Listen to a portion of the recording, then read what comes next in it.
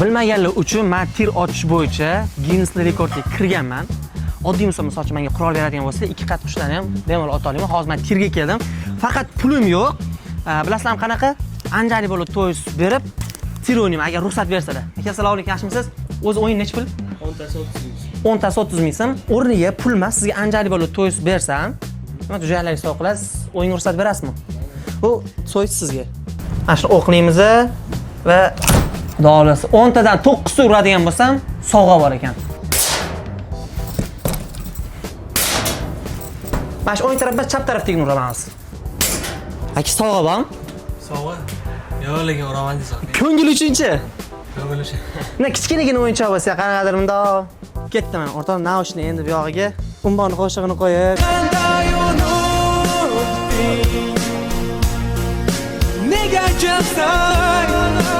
Rahmat aka, rozi bo'ling. Charchamang.